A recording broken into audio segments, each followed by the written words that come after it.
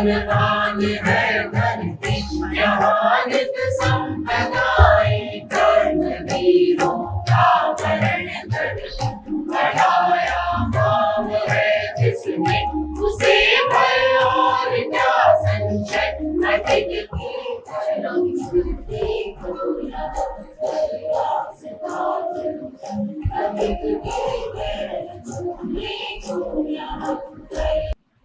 आप सबको यहाँ पाकर हमें अत्यंत प्रसन्नता एवं हर्ष का अनुभव हो रहा है। हम सीबीएसई के अध्यक्ष श्री राहुल सिंह जी तथा सचिव श्री हिमांशु गुप्ता जी का हार्दिक अभिनंदन करते हैं। साथ ही वर्तमान परिप्रेक्ष्य में इस बेहद जरूरी कार्यशाला का आयोजन हमारे विद्यालय में करने के लिए हम सीबीएसई के प्रति हार्दिक आभार प्रकट करते हैं।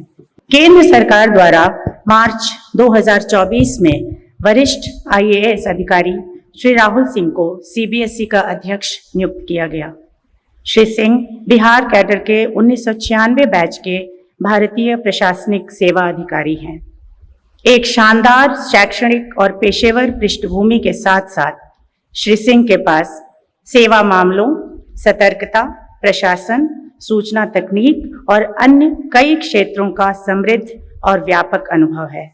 सर, हम आपका तहे दिल से स्वागत करते हैं।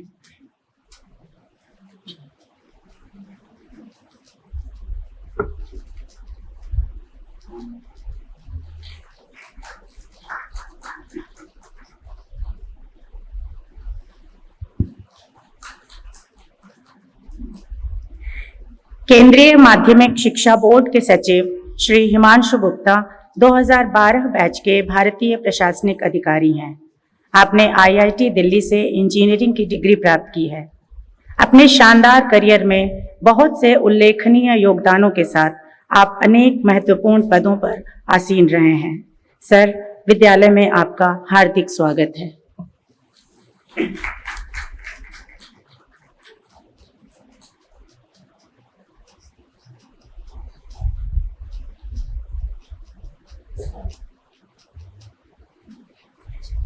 हम कार्यक्रम का आरंभ प्रकृति वंदना से करेंगे।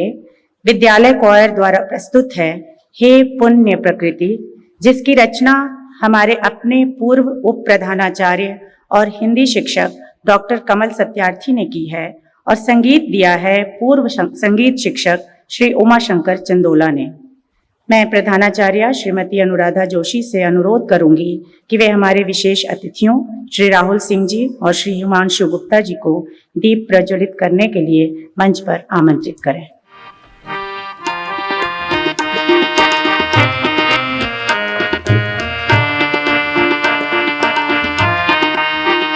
पुण्य प्रकृति शतबार नमन, जग कल्याणी शत अभिनंदन। पुण्य प्रकृति शतबार नमन, जग कल्याणी शत अभिनंदन। अभिनंदन तुझको शत वंदन, हे कल्याणी शत शत वंदन। हे कल्याणी शत अभिनंदन, हे कल्याणी शत अभिनंदन।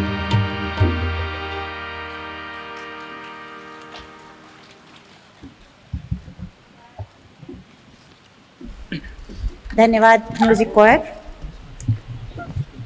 जैसा कि हम सभी जानते हैं कि सीखना एक सतत प्रक्रिया है जो आजीवन चलती रहती है। इस दृष्टि से बच्चों के साथ साथ वयस्कों को भी सीखने की ज़रूरत लगातार बनी रहती है, चाहे वे शिक्षक हों या अभिभावक। आज की यह कार्यशाला बच्चों और अभिभावकों के मानसिक स्वास्थ्य, सीखने की प्रक्रिया, सीखने में परिवार की भूमिका, कक्षा का वातावरण आदि विषयों को समेटेगी। मैं चंद मिनट लेना चाहूँगी अपने विद्यालय के बारे में बताने के लिए, खास तौर पर उनके लिए जो इससे ज़्यादा परिचित नहीं है। विद्यालय का अपना लंबा इतिहास और अपनी समृद्ध विरासत है। आरंभ से ही हम रविंद्रनाथ टैगोर की शिक्षा नीतियों से गहरे प्रभावित रहे हैं और उनसे प्रेरणा लेते हुए विद्यालय में उन्हें लागू भी किया है। जैसा कि आपने देखा, हमारे अभिवादन का तरीका भी शांति निकेतन से ही प्रेरित है। टैगोर के अनुसार शिक्षा आत्म खोज की एक प्रक्रिया होनी चाहिए। यह केवल ज्ञान प्राप्ति तक सीमित नहीं होनी चाहिए, बल्कि इसमें व्यक्ति का संपूर्ण विकास शामिल होना चाहिए। विद्यालय के संस्थापक और पहले प्रधानाचार्य श्री रघुभाई नायक टैगोर के प्रिय शिष्यों में से एक थे। इस तरह विद्यालय की नींव में वह दर्शन और वे मूल्य हैं जिन पर विद्यालय आज भी दृढ़ता से विश्वास करता है और अमल करता है। मिसाल के तौर पर आपके समक्ष इसके कुछ बिंदुओं को मैं रखना चाहूँगी। हम अकेले की बजाय पूरे समूह या समुदाय के विकास और सहभागिता में यकीन रखते हैं। विद्यालय पूरी तरह लोकतांत्रिक मूल्यों पर चलता है, चाहे वह छात्र समिति का गठन हो या किसी भी अन्य प्रकार की निर्णय प्रक्रिया। टैगोर ने शुरुआती शिक्षा के माध्यम के रूप में मातृभाषा का जोरदार समर्थन किया था। हमारे यहाँ कक्षा 5 तक हिंदी माध्यम से पठन पाठन होता है। मिडिल स्कूल में यानी कक्षा 6 से 8वीं तक 4 क्षेत्रीय भाषाओं गुजराती, तमिल, बंगाली और उर्दू में से किसी एक भाषा का चुनाव करना होता है। अपनी संस्कृति और विरासत से परिचित कराने के मकसद से हम सांझी लोक उत्सव का वार्षिक आयोजन करते हैं। गतिविधि सप्ताह साल का सबसे प्रतीक्षित समय होता है, जब पूरे सप्ताह क्लासरूम शिक्षण नहीं होता है, लेकिन तरह तरह की साहित्यिक और खेलकूद की विविध गतिविधियां तथा कार्यशालाएं आयोजित की जाती हैं। हमने बहुत पहले ही गतिविधियों को एक्स्ट्रा करिकुलर की बजाय को करिकुलर का नाम दिया था और उसी भावना से उन्हें कार्यान्वित भी किया। संगीत की भूमिका और इसके प्रभाव से विद्यालय बखूबी अवगत रहा है। हर अवसर के लिए हमारे अपने रचे गए गीत हैं जिन्हें प्रातः सभा में बच्चे गाते हैं। अभी कार्यक्रम की औपचारिक शुरुआत से पहले पृष्ठभूमि में जो गीत चल रहे थे वे हमारे विद्यालय के अपने गीत हैं, जिन्हें यहीं पर रचा और यहीं पर उनको संगीत दिया गया है। इन गीतों के माध्यम से बच्चे अपनी संस्कृति और परंपरा से परिचित होते हैं। हम किसी भी प्रतियोगिता के लिए प्रथम, द्वितीय या तृतीय पुरस्कार नहीं देते, बल्कि एक निश्चित कट ऑफ निर्धारित कर मेरिट कार्ड प्रदान करते हैं, क्योंकि हम शिखर नहीं बल्कि पठार में यानी पिरामिड नहीं प्लेटू में यकीन रखते हैं।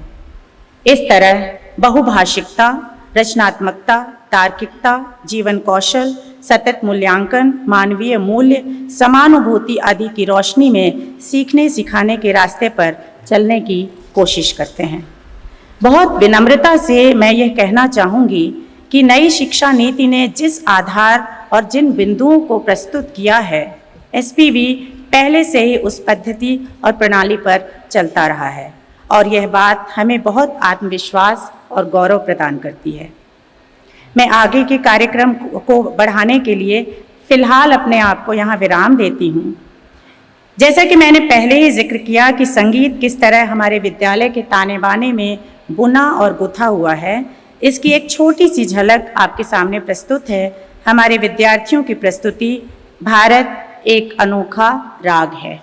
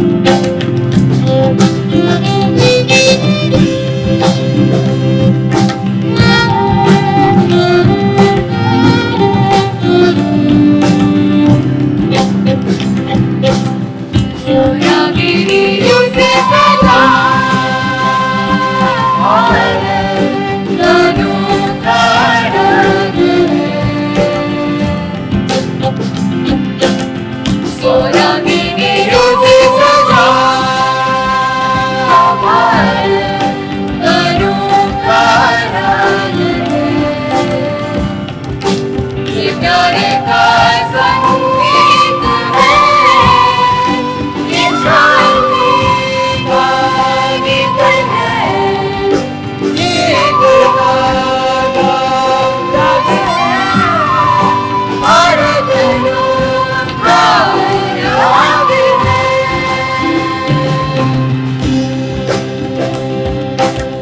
सोनागिरियों से सजा अनोखा राग है, ये प्यार का संगीत है, ये शांति का गीत है, ये खुदा का राग है, भारत का राग है।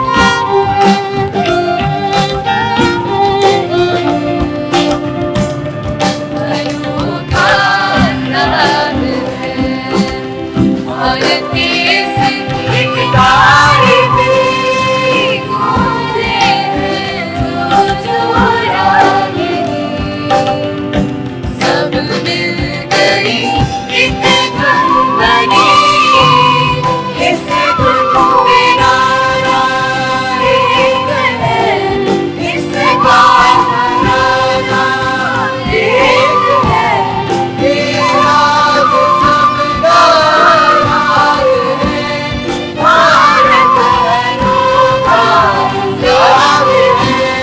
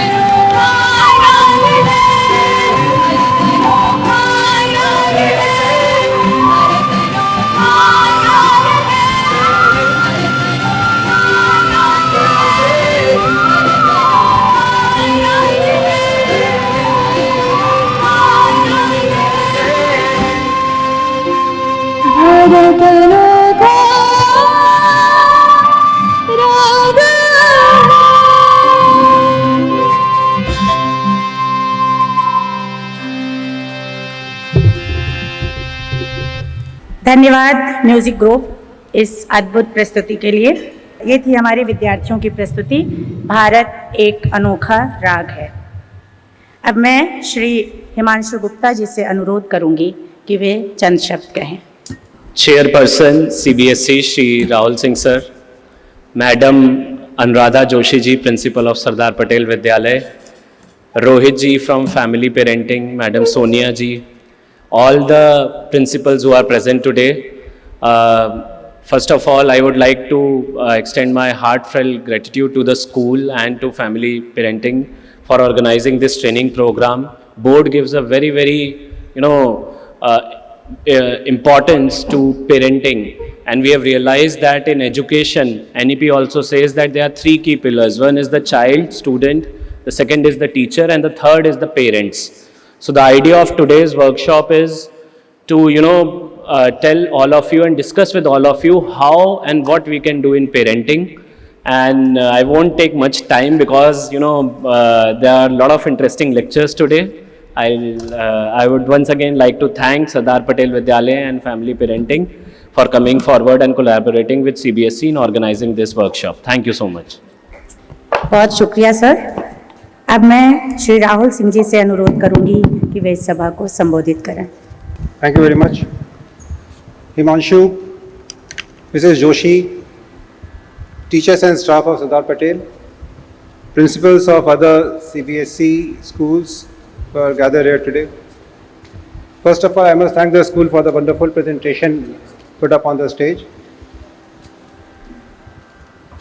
Anyway, आज का विषय is a very difficult topic, parenting. So, parenting is always a work in progress. Right till the time, I think a parent finally becomes a parent first, is a child, becomes a parent. Till the time the children become parents and they in turn become grandparents. It's still a work in progress. So it's a huge gamut that can be covered, but I think what Himanshu briefed me about was that what they are focusing on is how the school can assist parents in identifying issues with children, also how to build upon the positives and how to ameliorate any problems which might be creeping in and how to take steps to solve them. Parents भी बहुत तरह के होते हैं, सो हम लोग जैसे बात कर रहे थे, टाइगर मॉम भी होती हैं, वो और फेवरेट मदर नाउ, जिसने कहा कि मैं अपने बच्चों को चाहती थी वो कॉन्सर्ट पियानिस्ट बने, डॉक्टर बने, माइक्रोबायोलॉजिस्ट बने, और मैंने सबको बना लिया. What she forgot was probably that she herself was a Harvard professor, her husband was a Harvard professor. So there was another research published around the same time, which was a very interesting study. I have told Himanshu about it sometime. It was published in the Lancet, I think around 17 or so, and it has been further buttressed. So, in brief,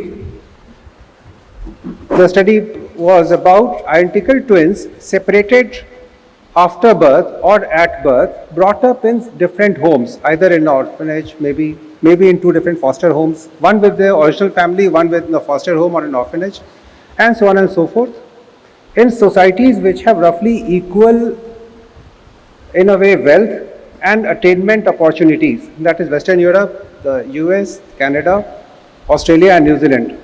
And they started the study in roughly the 60s or late 60s, and then they continued it all through.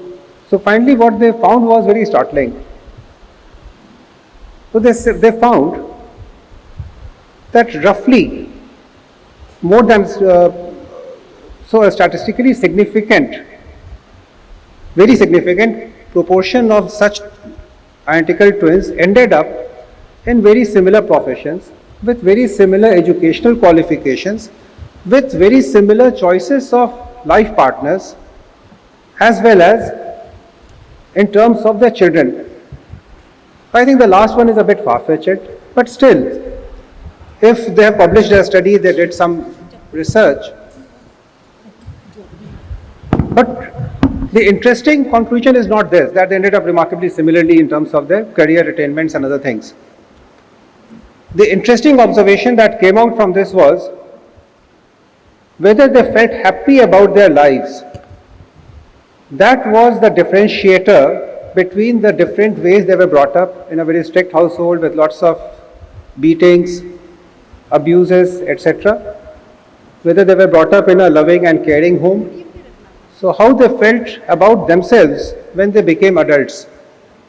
Whether they were happy or not. So that was what should provide us an opportunity to first of all understand and help teachers understand as to whether children are happy or else, and also take steps. I think the sessions are lined up. Rohit, Sonia and Mrs. Joshi, they will be taking sessions on probably child psychology and also effective communications between parents and children. And finally, on how to discipline children. All of these are very difficult topics. And so, Piaget ho ya koi bhi ho, so there are so many books and authoritative books written on these subjects. I think all of us as parents as well, because हम लोग सबको लगता था, I think I can see the cohort which is roughly of my generation. हम लोग को लगता था कि we were brought up in a very harsh manner. So हम लोगों ने अपने बच्चों के समय वो सब किताबें खरीदी, and we try to make up. Sometimes we overcompensated, some of us. Sometimes we didn't. So it's always going to be a work in progress. But yes, there is a direction, and I hope by working collaboratively in a workshop mode, we'll come to certain conclusions about what we can do to engage with parents more effectively so that the child ultimately is happier. Happier is the key. And if that happens with the child, then learning will happen. They will be satisfied in their careers. Abuses of various kinds, there's addiction, all other things will actually reduce. So I wish all the best to all success to this workshop, all the participants. And once again, I thank Himanshu and his team and the Vidyalaya for organizing this. Thank you very much. Good day. बहुत धन्यवाद sir. Parenting और सीखने के लिए इन ज़रूरी बातों को रेखांकित करने के लिए आपका बहुत बहुत धन्यवाद। लिंकन का वह पत्र याद होगा जो बतौर पिता उन्होंने अपने बेटे के शिक्षक को लिखा था। उसके शिक्षक से यह अपेक्षा थी कि उनके बेटे को वे क्या क्या सिखाएं, उसे कैसे ढालें। वह पिता एक फिक्रमंद पिता है, साथ ही वह बेहद संवेदनशील, नैतिकता से भरपूर एक सच्चा इंसान भी है, जिसे यह बखूबी पता है कि शिक्षकों की क्या भूमिका है। इसे यह पता है कि स्कूल के पहले दिन से बच्चा अब सिर्फ माता पिता की अमानत नहीं है, बल्कि वह समाज का एक हिस्सा है। इसलिए अब पूरे समाज की जिम्मेदारी है कि उस बच्चे का उचित विकास हो। इस दृष्टि से देखें तो शिक्षक और माता पिता वो पुल हैं जिस पर बच्चा उछलता कूदता है, गिरता है, उठता है, जीवन के ज़रूरी पाठ सीखता है। इसलिए इस पुल को बहुत मजबूत और बहुत लचीला दोनों होना चाहिए। स्कूल और घर के मूल्यों में समरूपता होनी चाहिए। उम्मीद है कि आज की कार्यशाला बहुत से सरोकारों और सवालों से रूबरू होगी।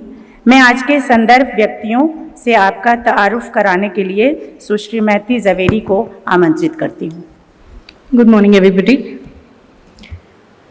The first panel will set the discursive tone for the day. We have the founders of Family Vision with us today, Mr. Rohit Kumar and Ms. Sonia Pillai. Their labor of love, their organization, Family Vision, is a product of their embracive outlook of the society. Family Vision has been intensely involved with schools, parents, teachers, and students since its conception in 1995. Mr. Rohit Kumar, an alumnus of the Hindu College, has over 2 decades of experience in training and facilitation. An educator and counselor, Mr. Kumar is certified in MBTI, FIRO-B, Strong Interest Career Counseling Inventory, and the Seville assessments, and through his work offers support in various capacities. A literature graduate from St. Xavier's, Ms. Sonia Pillai is a trainer and facilitator at Family Vision. Her expertise ranges in a number of professional skills, from career guidance to management changes.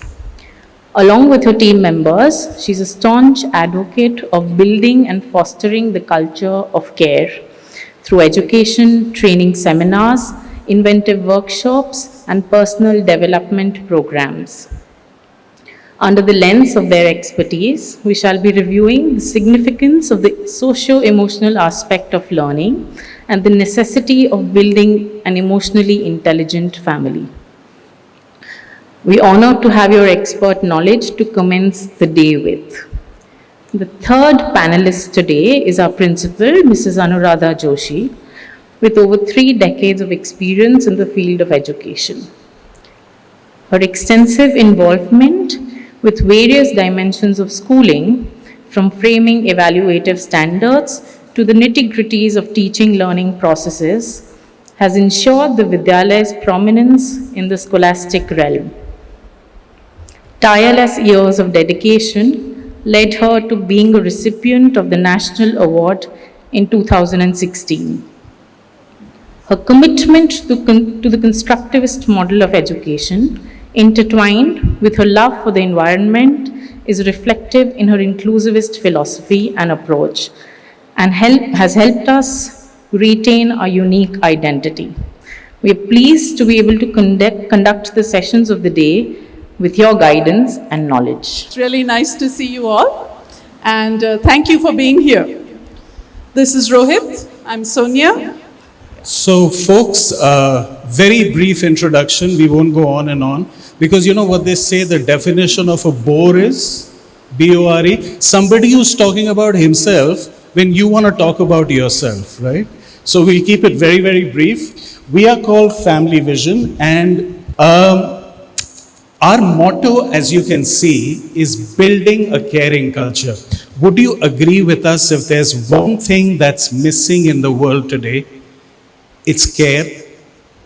We have everything else, but what is missing, what we could do more of is care, right? So what we try and do is try and create a culture where people care for themselves, they care for each other, they care for their children, they care for their work, and they care for the world around them, right? And the way we do this is through training and social development programs. This is a very brief overview of what we do. We work a lot with high school students. We do leadership programs with them. We do teacher training workshops. We do parenting workshops, and we do organizational team building. However, along with so what I'm going to do right now is I'm going to put up some words on the screen. If you agree with it, please raise your hands, okay? No, so ladies and gentlemen, we will do our very best to make sure. Sonia was saying, if you've been kind enough to give us a few hours of your time, and we know you are busy people. Yes. By the way, they say that a principal's job, they compared the work levels and the amount of work that goes. You know who it comes the closest to? Take a guess. Air traffic controllers. You agree, right? That is the level of work, complexity, stress, all of that. So anyway, we will do our best that this doesn't happen to you. Now today, we want to ask a special favor. So you know, you have a really busy job as a principal. That's one of your hats in life, right? You know that we wear different hats, right? You're familiar with that expression. Now, of course, you have your family life. You have your personal friends, your social circle. And you also may have some interests and hobbies if you have time left from all of that. Today, what we'd like you to do is to wear your parents' hat. How many of you are parents here? Can I see? Okay, almost all of you. Okay, great. So that should be easy to do. So you've come here, given us your time. Please put on your parent hat, think about your wonderful children, and be here as a parent. I think that experiential way of this workshop will, let you know what we are trying to do with parents. Okay? Is that okay? Can you do that? Thank you so much. there are at least 3 pointing back at you. So while it is very, very tempting to take all the gyan that is shared in a workshop and apply it to somebody else, you know, a lot of times when we do parenting workshops, mummy and daddy are sitting together. And when we say something, you can see one of the spouses turn to the other one and say, "Aap sun rahe hain?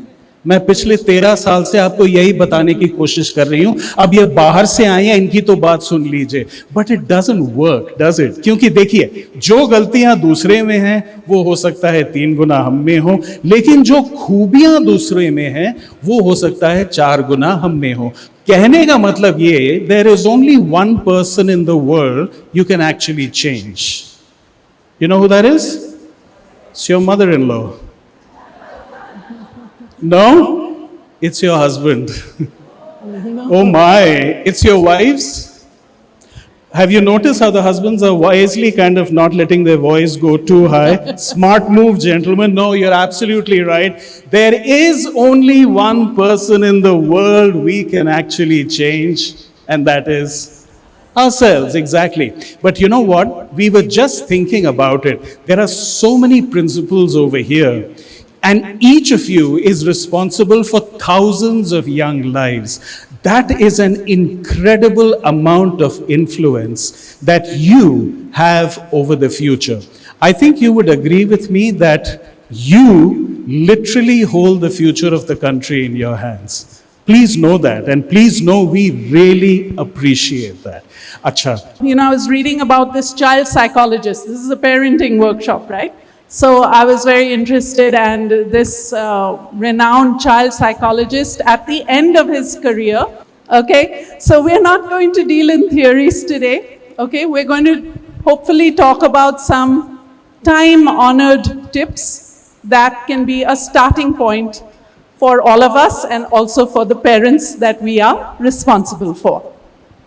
What do you want the most for your children? Now, by the way, these can be your own biological children, or it can be the children in your care. I want my children to be humans, Wow. irrespective of their profession they are going to choose. Beautiful. If they get into good human being, if they are existential human being, as the humans are designed in the existential reality, Yeah. that will be the best benefit. Can we clap for that, please? And can we clap for that? That was really good. I'll just add the word survivor. They should be happy survivors. Whatever comes in life, they should be able to survive and they should be happy in it. Beautiful. So survive and thrive. Yes. Right? Survive and lovely, thrive. lovely. Very, very nice. I would want my children to be blessed. And that's a very big term. They should be worth getting blessings from all. This covers everything. Live in such a way. वो कहते हैं ना, दुनिया में there are 2 kinds of people. The first make others happy wherever they go. The second make others happy whenever they go. So I think what you're saying is be the first kind. Like, acha aa gaya, or instead of acha gaya na. Very good. Pretty much what you said, right? Because think about it. Why are we in the profession anyway? What we are trying to do is literally build young people who are happy, independent, good human beings. अगर घूम फिर के सबकी बातों को हम 2 categories में डाल दें, would you agree with me that basically the 2 things we want our kids to be is happy and successful? Are we on the same page with that? Yes, absolutely. Does everybody know what this is, by the way? Yes, this is the Sardar Patel acknowledgement. Abhinandan is what it's called. So in case you were wondering what ma'am was doing there, she's agreeing with us, exactly. Okay, folks, now the question is, why are happy people happy and why are successful people successful? Have you heard of the Carnegie Institute?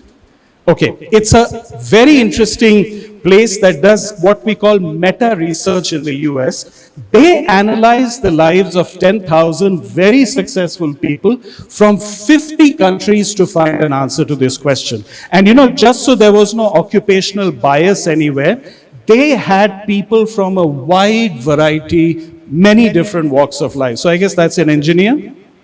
They chose their career well. Contentment is good. They were Yeah. content. Positive attitude, bilkul sahi. Smart worker. Smart work. Okay. You know what? When you have data like this, you can cut it in many different ways. They found something very, very interesting. Would you agree that IQ plays a pretty big role in our lives? Okay. Guess what they found? Only 15% of their success was because of their IQ. Guess what 85% of their success was?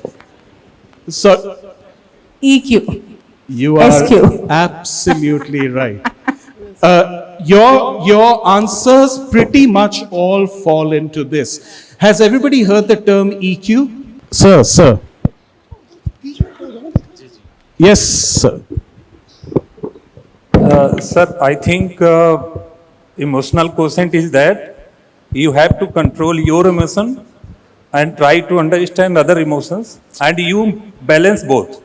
Then I think that one is the quotient. I think that's an excellent definition. Yeah. Very nice. Can we have the projector back on?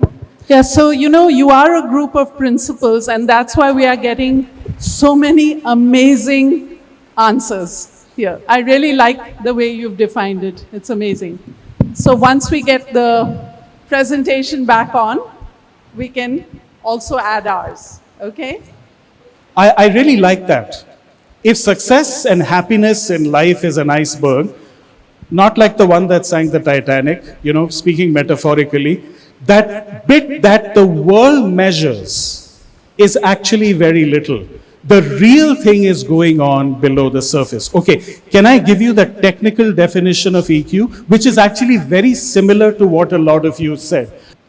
Self-awareness plus self-management plus awareness of others plus relationship management is precisely what defines emotional intelligence. और ध्यान से सोचिए, इस वक्त हमारी जिंदगी में जो भी प्रॉब्लम है, इन 4 चीजों से सॉल्व हो सकती है ना? Yeah? Usually it's the application of one or more things that can solve our deepest problems, right? Okay, now I know some of you are taking notes and I know some of you are taking pictures, but can I do a quick memory test with you? एक बार इसको देख लीजिए. Number 1, self-awareness. Number 2, number 3, and number 4, देख लिया? अब मैं इसको गायब कर रहा हूं और आप मुझे, let's do a quick test over here. This is what we do to kids, right? So let's get a little taste of that. Number 1. Number 2. Number 3. And number 4. Number 3. Awareness on others. Number 2. Self-management.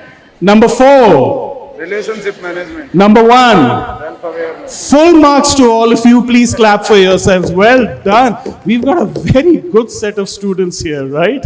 Well, that's why you're good teachers. Okay, exactly. So, what we would like to do for the rest of our brief session is we want to take you through each of these 4 facets of EQ, especially as it relates to parenting. Would that be okay? So, let's talk about self-awareness, shall we? Have you all heard about the 4 kinds of parents? Okay, authoritarian parents. One-way mode of communication, parent makes the rule, child obeys. Little or no room for negotiations from the child. Errors are not tolerated. Mistakes lead to punishment. They'll be the perfect little angels because they have learned how to behave well. In the room, in your presence, things change the moment they step out. Higher levels of aggression, but also shy, socially inept, and unable to make their own decisions. Because if you don't give a child that leeway to make some decisions, then they never learn. So then they always feel that they cannot make a decision. Anger issues, poor self-esteem, poor decisions, rebel under authority figures as they grow older. Exactly. Authoritarian parenting, not so sure. By the way, these are from the National Institute of Health, so you can find them online as well. What is the opposite of authoritarian parenting?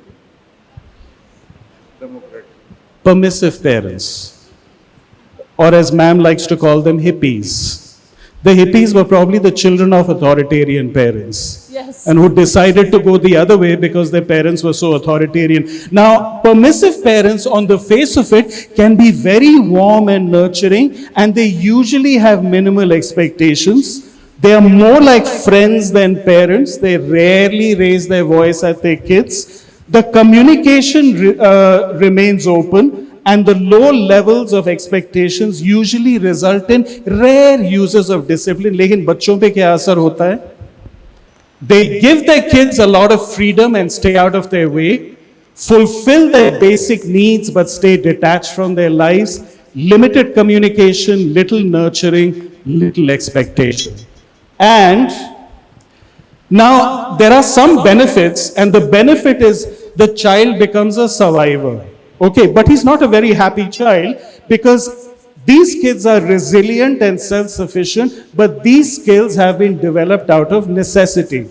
The problem is these kids also have trouble controlling their emotions, less effective coping strategies, academic challenges, and difficulty maintaining or nurturing social relationships, right? So it's a mixed bag, but the kind of parenting that I think we all strive for.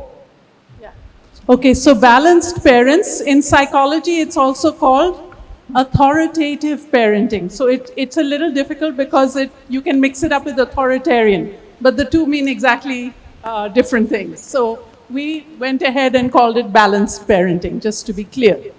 So these are parents who have close nurturing relationships with their children, clear guidelines for their expectations with reasons explained for disciplinary action. And he also talked about happiness. I think that rings a bell with us because, yeah, we don't count success as just someone doing well, but somebody who's also happy and, content. In fact, if you would like, these particular slides, we'd be happy to mail them to you. So Sir, there are it's not always a question of the words. Yes. It is also Feeling. it is also the spirit. Emotions, right? feeling. Yes, that I agree. If your spirit is respectful, That I agree. that's basically where I'm coming Yes. from, ma'am. Ma'am. Yeah. He has a mic for you. I come from a family where my mother always insisted that it has to be a thank you for everything. And it was always a thank you from her side also. Okay. She would ask for a glass of water and it was always a thank you. One day I asked her that friends always say, because I also was in a habit of saying thank you and for every small thing. So friends say that that's not nice, that's very formal. So why do you do it? She said, because that's how I'll be able to teach you people to grow up in the society and gain that kind of a respect. So for every small thing, if as parents we don't do it, our children won't do it outside. Actually, yeah. I had this, I overheard a conversation once, going back to what you said. Thank you, ma'am. Thank you.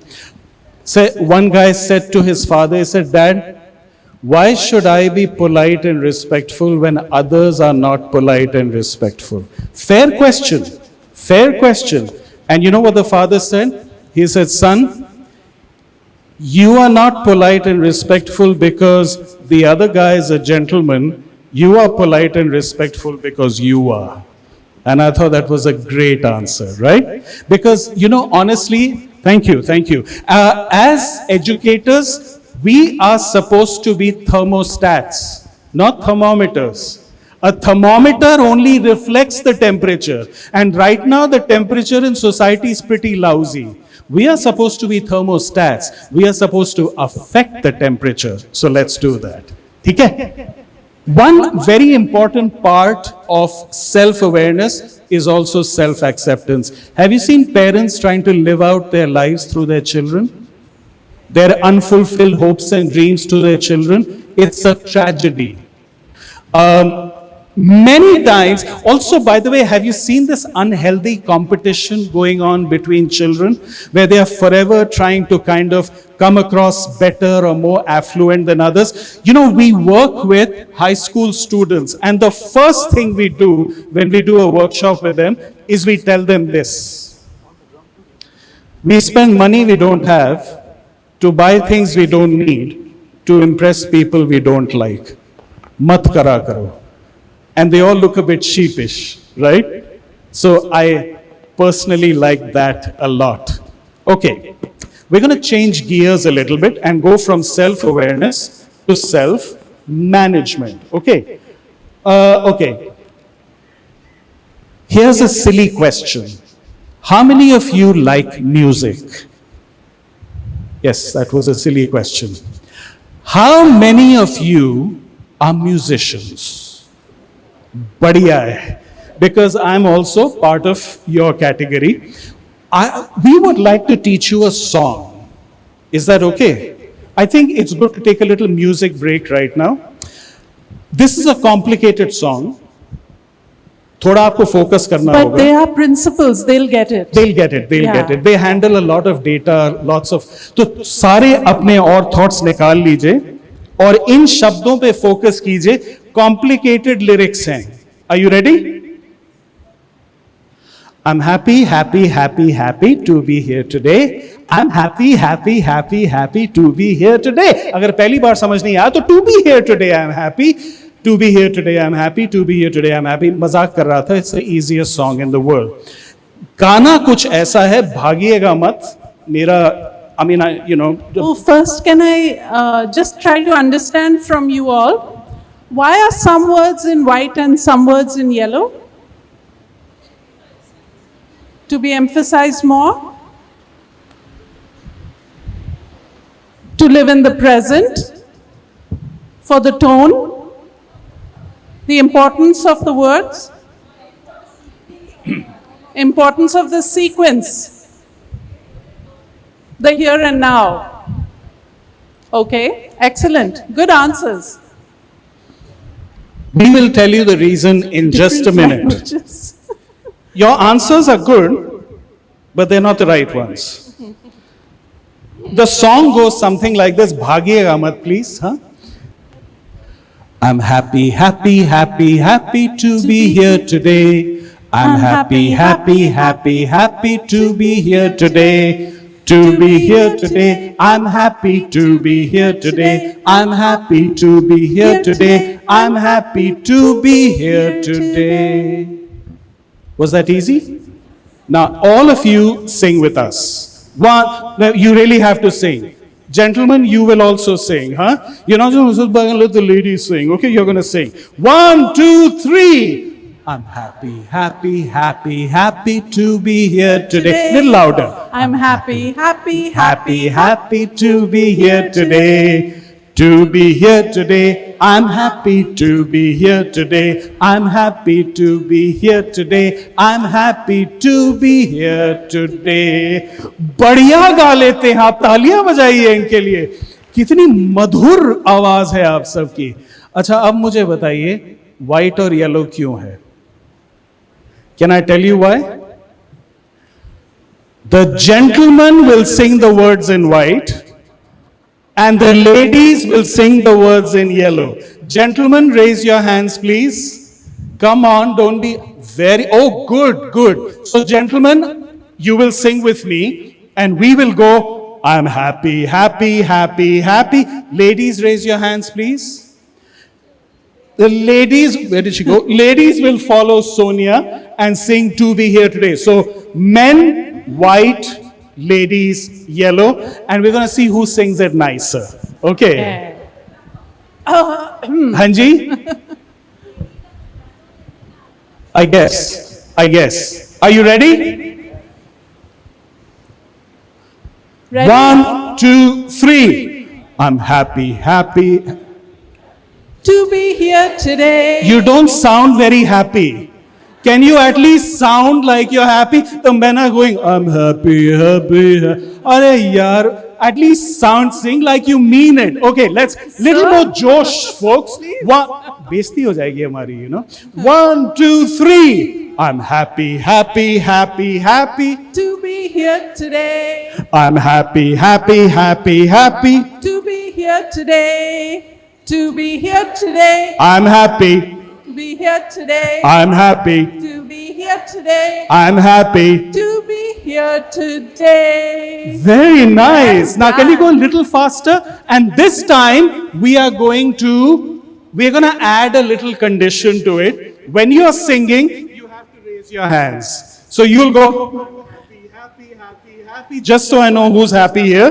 And the ladies will raise their hands to be here today. To be here today. Okay? So when you're singing, raise your hands. When you're not singing, don't raise your hands.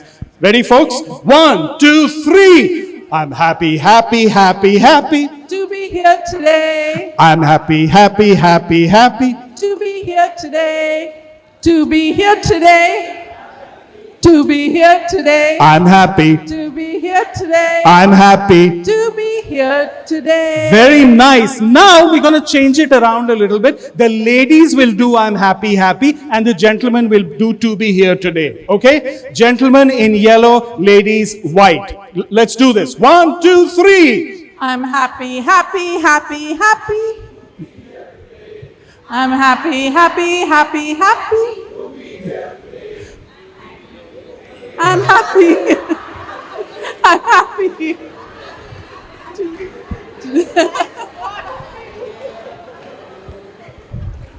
That disintegrated. कबाड़ा कर दिया, लेकिन मजा सबको आया. Let's clap for everybody, shall we? Okay. Can I ask you all a question? How many of you are feeling happier after the song? इन्होंने तो दोनों हाथ खड़े कर दिए. ये इतनी खुश है मैम, सर भी उधर. Have you realized something? You actually changed your mood. जो आपकी challenges मतलब 5 मिनट पहले तक थी वो अभी भी हैं, but you're a little happier, right? You know why? You've actually proved something very, very important in psychology. Emotions follow behavior. More than behaviors follow emotions. If you want to change your emotions, change your behavior. Right? You know, we are always asking kids. हमने तो पूछ लिया ना, what do we want our kids the most for our kids? We want our kids to be happy. अगर आप बच्चों से ये सवाल पूछे ना, what do you want the most for your parents? You know what they say? I want them to be happy. Right? And a lot of times we are always telling parents, try smiling. Try, don't bring the burdens of the whole world. Try smiling. I have a question though. How many of you feel like, why should I smile if I don't feel like smiling? Yeah? I used to be that way too. But a friend of mine told me a poem once and it changed my life. Can I narrate this poem to you? Okay, we have, that's it as far as our session goes. We hope, thank you so much. Should we do that thing? That thing? So sweet. She's saying yes. She says, I don't even know what the thing is, but do it. That's such a vote of confidence, ma'am. Thank you. So I'd like you to raise your hand. No, just one. And very slowly bring it in front of your heart, just like this. Now, without moving your elbow, take it out like that. And then take it out, and then bring it.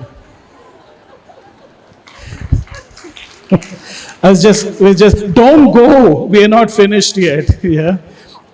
We're gonna take a 5-minute break because you've been sitting here like very good students for a while. Ma'am, do you want to announce this? Yes, you will not. A bio break for everyone. Stretch your legs, stretch your arms, and 5 to 7 minutes. Could we come back, please, for the next session? Thank you. Those newspapers, please, to create a hat for ourselves. And then we'll try and vote for the best hat. So there are newspapers, no pins, no staplers.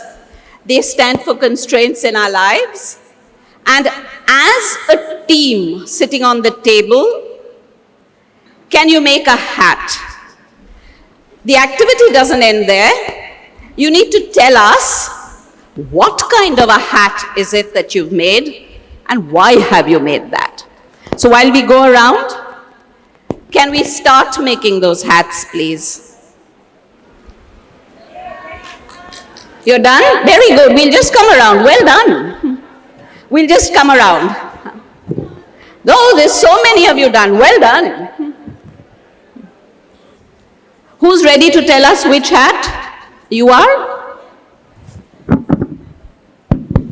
Yeah. Well, our hat is a Pied Piper hat, and we are the Pied Pipers of Hamelin. Wanted to bring in all our children and lead them to the path of happiness, success, contentment, and over to you, ma'am. Thank you. She made it and she spoke about it. I'm only wearing it. Thank you for being my model. Thank you. You want to collect tea leaves, you can have it this way. You want to do some fun, you can have it this way. You're just feeling hot in the sun with an angle, with a little style, you can bend it to your right or your left and go wherever you like to match with the clothes. Thank you. That's wonderful. My hat is of childhood memory, and nowadays Aam Aadmi Party has the same hat. Karamveer ji, boliye. Our hat indicates that we are still waiting for tea on this table. Okay. Thank you. Would you like to tell us why? Or are you still making one? Anyone else who'd like to share? Yes, please. We have made a hat like Nehru's hat. We tried to make it something like that because we thought of him as a nice role model. He loved children and he was called Chacha Nehru. So we said, let's make a hat like that. Thank you. So you have the Chacha Nehru hat. Please go ahead. Yes, please, go ahead. If you get on the mic. Yeah. We have just prepared this cap, which actually connects us to our childhood memory. So this is what we used to prepare as a boat, and now we have used it as a cap or hat. So as you've grown, your creativity has grown, right? Thank you so much. Oh, we can see a sombrero there too. Would you tell us what that hat is about? Tell me. Okay, so I am wearing this hat of a student today, learning to be a good parent and for other students as well. Thank teaching you. the parents. Thank you. And I was very happy making this hat, though I did not make it properly, but I enjoyed this joyful learning. So you have a learning hat on. Yes. Thank you so much. So I wanted to don on this cap as a naughty child and try and disturb everybody and feel, and you people as teachers, feeling that irritation when you give lots of homework. So you're reminding us not to give people homework, is it? No, I do. But I want you to realize at the same time how taxing it can be. Thank you. Right. Namaskar everyone. I am wearing the sorting hat from the Harry Potter. But our dear principals here also feel that this is the hat of care, as we are also nurturing the kids around us.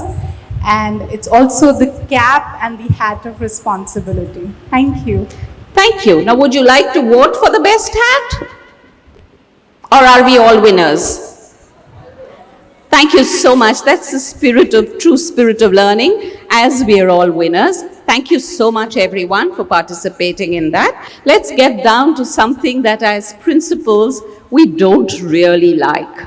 But sitting on chairs, every decision that is easy, someone along the line has taken, right? Should be the same. Does it? Thank you. Does it mean that we have to cut corners all around and say no, straitjacket people, that we can only behave this way? No, thank you so much. So in a school system, we need order. How do we develop that order to transact our daily business, our daily work, and find a balance between being firm, kind, and organized, so that all our children grow to the best of their ability? Strategies and practices that our educators and teachers use in class to find order, which promotes growth, is the kind of discipline that we'll try and explore today. I'd request you to put in your words, because like you, I'm just the one who's chosen at the end of the lectern. I'm sure there is so much to learn from each one of you and your experience. So let's start our journey. When we look at discipline in today's context, we look at the NEP 2020 and look at discipline in the context of what is expected of schools in the new education policy. The 5 pillars of the new education policy would be accountability, accessibility, equity, quality, affordability, and access for all. That's the basis on which the 5 axioms on which the new education policy has been fashioned. Given these, we know that in schools, we're looking for empowered children because you have the Panchakosh which guides us. You have, therefore, an inclusive environment for all. Irrespective, everyone has to be included and therefore cannot be denied access. It's looking to promote creativity and innovation.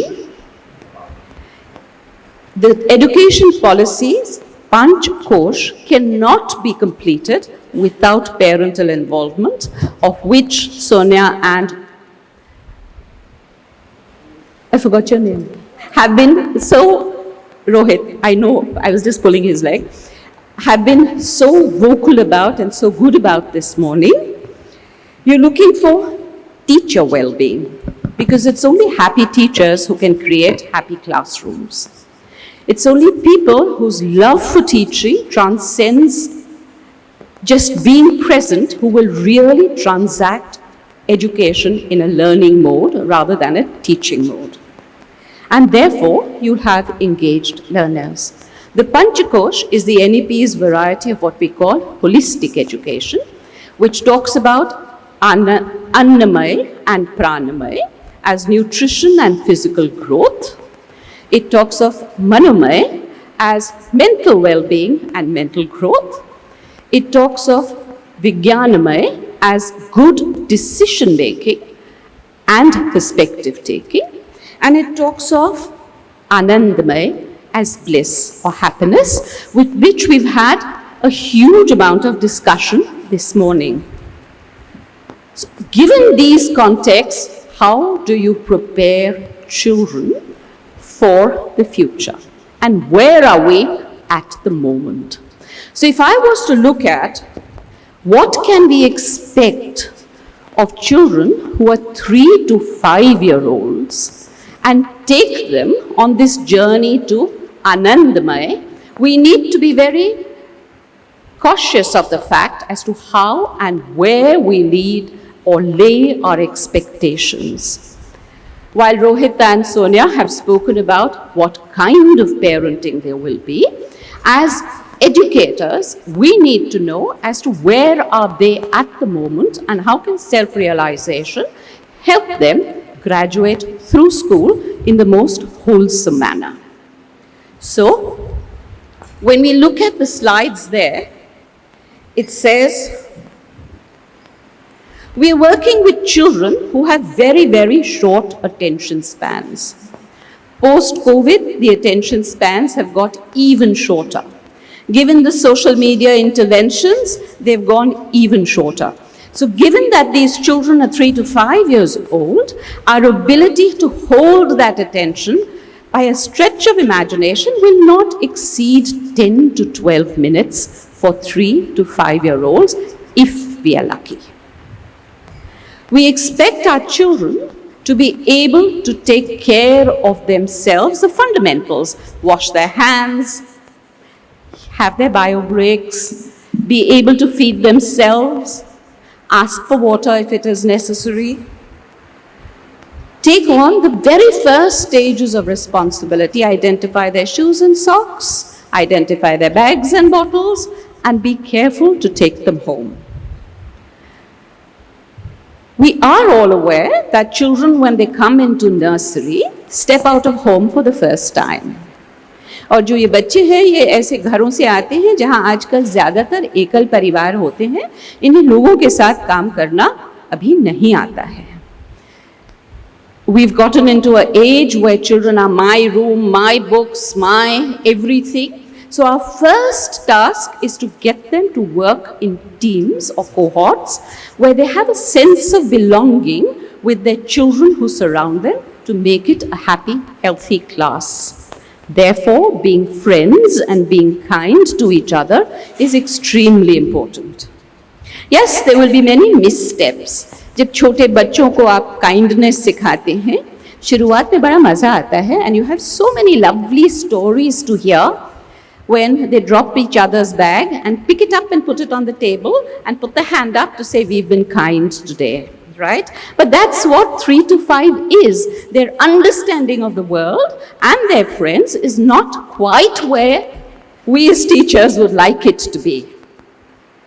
They have the ability to communicate their basic needs.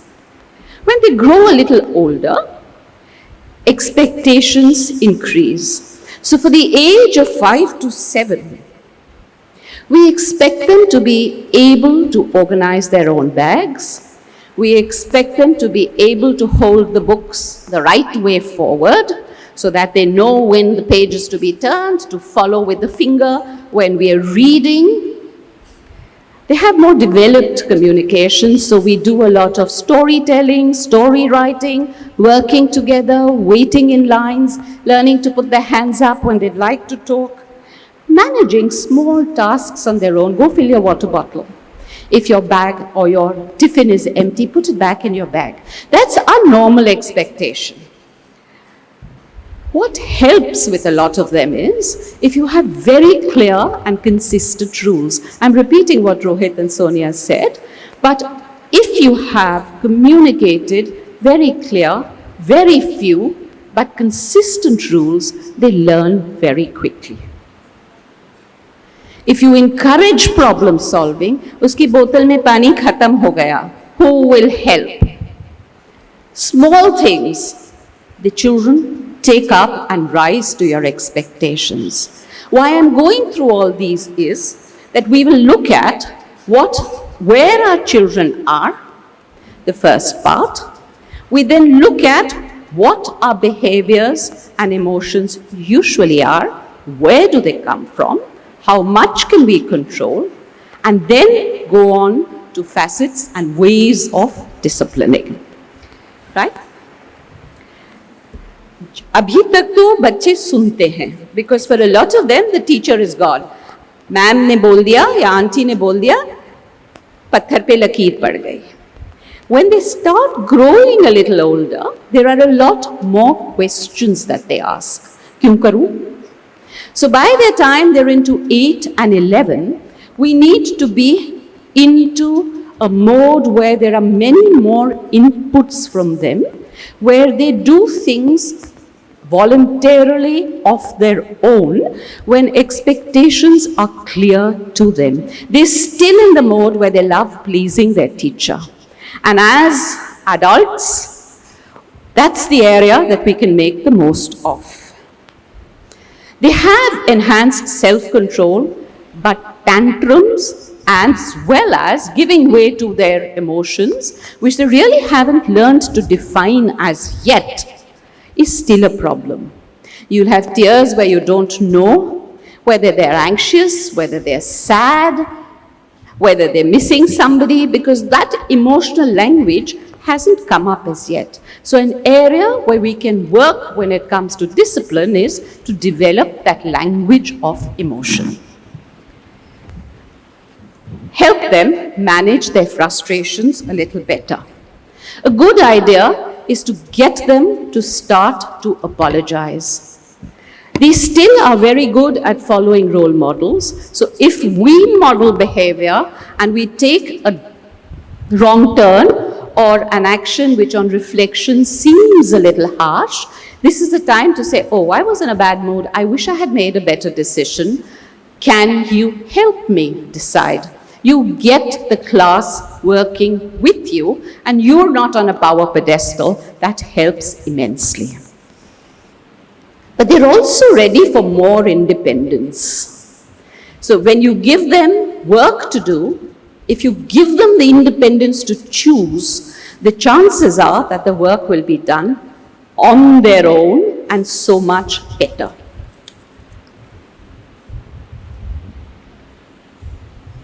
The ones that really set the tone for school. What I love about this age group is it harks back to tribal factors where people of this age were really ready to leave the home and start life on their own. So it's but natural that it's wired into our genes that they will pull at the strings to let you go. And as adults, we are protective and safetyism seems to be the norm where we keep saying, abhi tumko nahi aata hai. And the poor ones will keep turning around and saying, aata hai ya nahi aata hai, aata hai ya nahi aata hai, kabhi haan bolte, kabhi na bolte. We set in confusions, which becomes the bane of their existence and our existence. So if they are involved in rule making, if they are if we can manage to explain to them that ye aapka zimma hai, ye main aapke saath baith ke banaungi, we are working on the growth mindset and can work at improving things. They're still developing their executive functions, but hopefully so much better. They still need reminders कि exams आ रहे हैं, पढ़ाई कर लीजिए, revision शुरू करने का वक्त है. वैसे उसका वक्त कभी एंड नहीं होता है. Even as grown-ups, we need WhatsApp messages every now and then to say, beware. However, this is a time where executive functions should really be developing, right? So how does one manage all this given a school? Given our limitations that teachers take about 1 or 2 periods with them and the entire system needs to come back together as a school. Again, the 2 previous presenters had spoken about listening and involvement. The word for it is attunement. If you can think like a child and act like an adult, you win them over. There needs to be a sense of belonging. If you can build a strong connection and a relationship with your students, they will listen to you. Because otherwise, like it says there, children don't listen to people they don't like. But if they like you, they'll walk to the end of the earth with you. A way to build attunement is to give them small tasks that you know they can accomplish. When you know they can accomplish it, their self-esteem rises. Their faith in you rises. 2, if you can keep a keen eye and an open mind to what is the mood in class, have a word with them now and then to take them out. They know they matter, that you have recognized them, you've recognized their needs. It builds attunement. When students feel a strong sense of belonging, you don't need to discipline them. Because like their rooms, their books, their toys are theirs, the class becomes theirs, the community becomes theirs, the school becomes theirs. And you know, we have this rather funny thing, ये तो सरकार का है, buses जला दी क्योंकि सरकार की ही, वो ये भूल जाते हैं कि हमारी है, अंग्रेज चले गए छोड़ के. But this fact, when it is theirs, when it is ours, you stop hurting, you stop destroying. Research also shows that children who have a sense of belonging are motivated, academically more fulfilled lives, and work towards a better future. So I'm not going to go to the next slide. Switch it off, please. Thank you. I'm going to ask all of you to shut your eyes, open them at a command, at a request. The first ones to answer, there are little giveaways for all of you from the CBSE, right? So may I request all to shut their eyes? Done? Now you can go on to the slide. Right, open. The first one to read what's written, can you give me the answer? Hands up, quickly, read. Done. What does it say? Does it say New York? In the spring? In the spring. New York in the spring. Please read it carefully. New York in the spring. That's it. But what did we read it as? The spring. What did we read it as? We read it without the two the's. We read it as New York in the spring. May I know who was the first ones to answer so that we can give away the freebies? Whoa, Soumya, there are many hands that are going up. This is an example of how we see things. That fraction of a second that you see things is not enough. I'll start. Give her the thing. I can start. According to a research at Cambridge University, it doesn't matter what order the letters in a word are. The only important thing is that the first and the last letter be at the right place. The rest somebody else can be a total mess, and The you rest can still be- read it without problem. This is because the human mind does not need read every letter by itself, by the word as a whole. Thank you. Can they get their freebies, please? Thank you so much.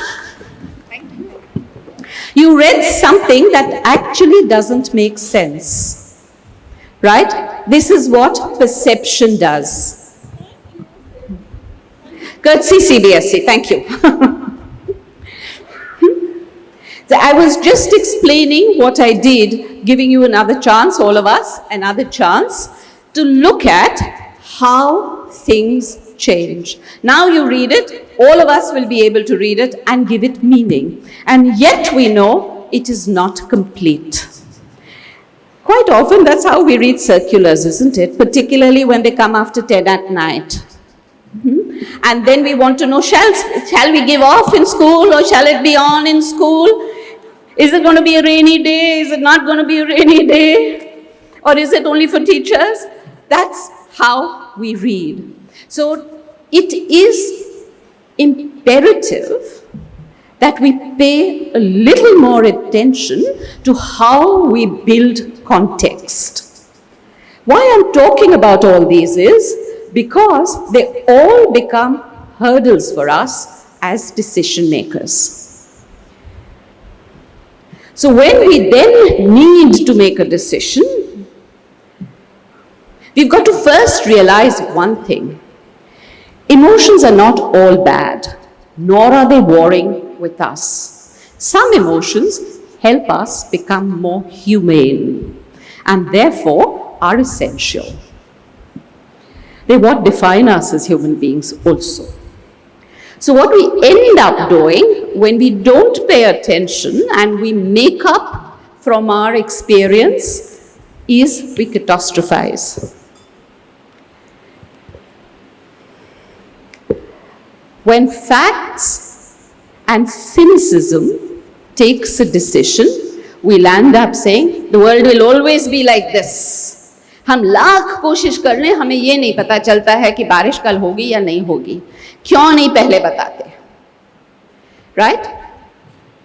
And we always take the worst possible outcome.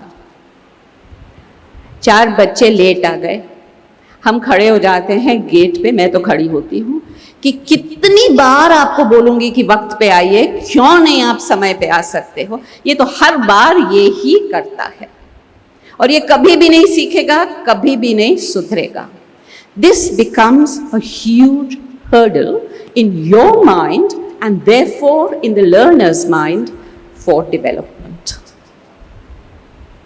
When we look at things through emotional reasoning, very naturally at our age, as the first slide pointed out that we wanted to change the world when we were 20, since all of us are nearing 50 and 60, we tend to give things a very negative emotional bias. When we give things a negative emotional bias, we take that bias even to the young ones who think they can change the world.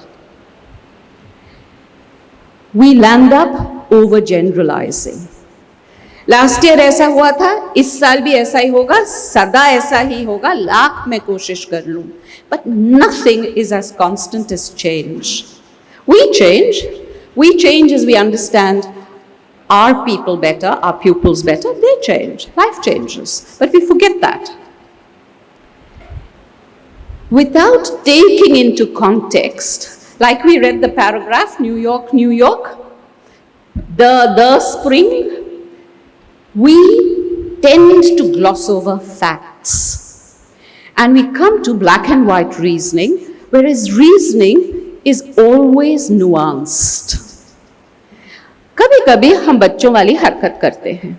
जब छोटे बच्चे होते हैं, उनके या तो कट्टी होती है, सबसे नाराज रहते हैं, या दोस्ती होती है, सबसे दोस्ती होती है. When you're feeling good, सबसे दोस्ती होती है. When you're in a low mood, सबसे कट्टी होती है. That's called black and white reasoning. Whereas the real world is always in patches of grey. थोड़ी कट्टी, थोड़ी दोस्ती. Personalizing.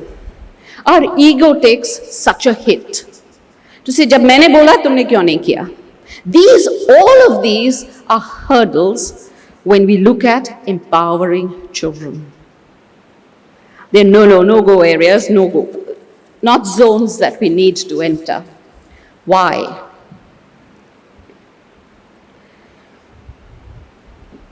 There's a lovely quote from a favorite author of mine, which I'll leave you to read. Who'd like to read it? Anyone? पढ़िए, जोर से पढ़िए.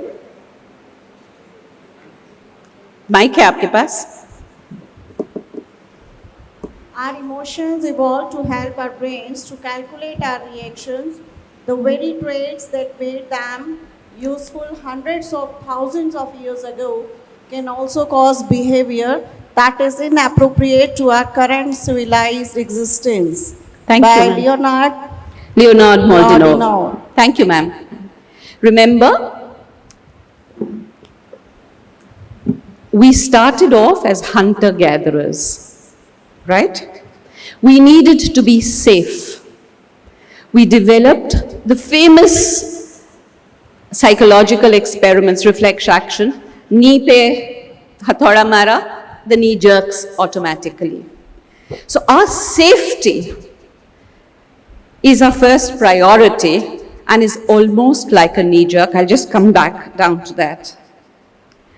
Our triggers are what we need to be aware of. What triggers us to take a wrong decision? What triggers us to remind us that we shouldn't take a decision at the moment? When you're hungry, भूख लगी होती है.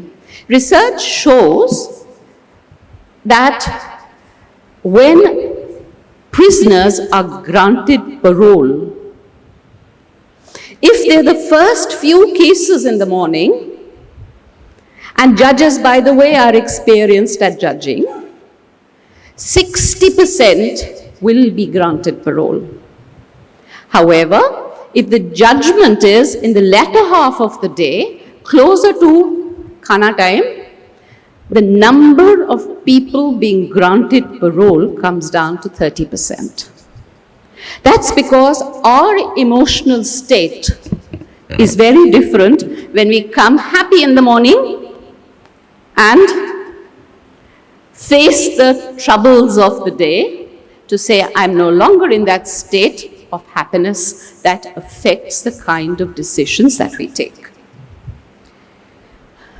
The theory of emotions really comes to us from Plato, the Greco-Roman idea of what emotions are. I'm not a psychologist, but I see a lot of psychologists shaking their heads, so I'm really happy I'm on the right path. Plato envisaged the conscience to be a charioteer. जैसे कृष्ण रथ में थे, the conscience. ये रथ चलाते हैं दो घोड़े. एक थोड़ा भारी है,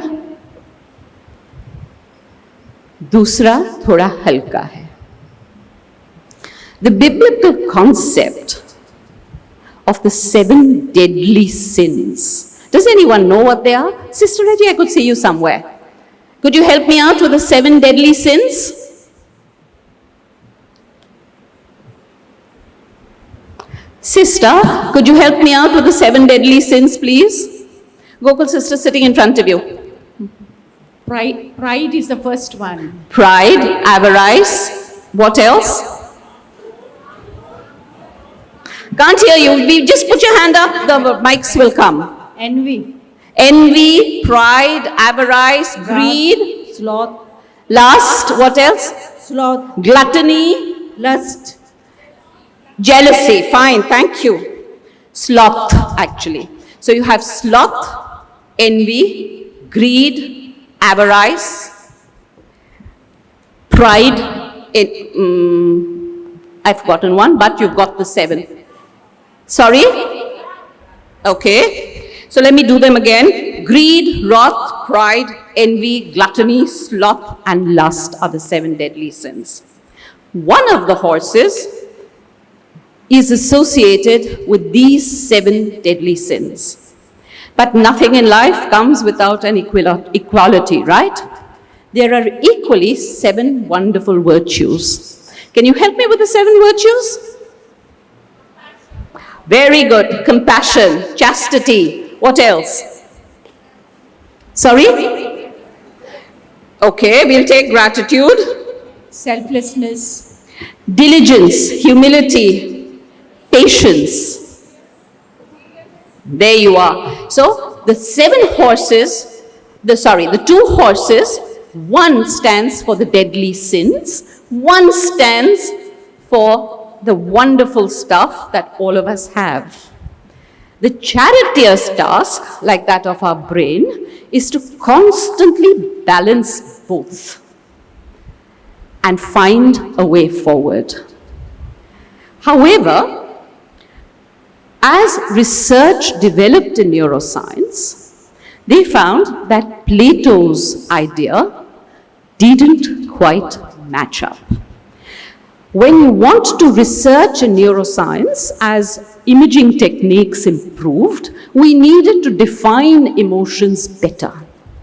So how does one define these emotions better? To be able to work with emotions knowingly. There is one more effect there that is written on the board, on the slide, which is the core effect. Put all your emotions aside.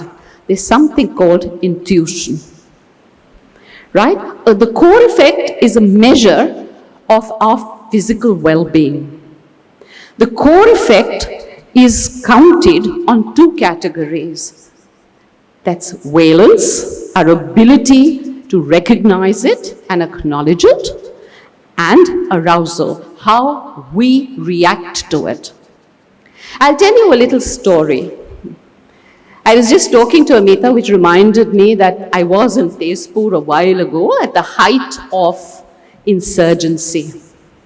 Our family was coming back from somewhere at 9:30 at night. I'm an army wife, an army daughter, an army granddaughter.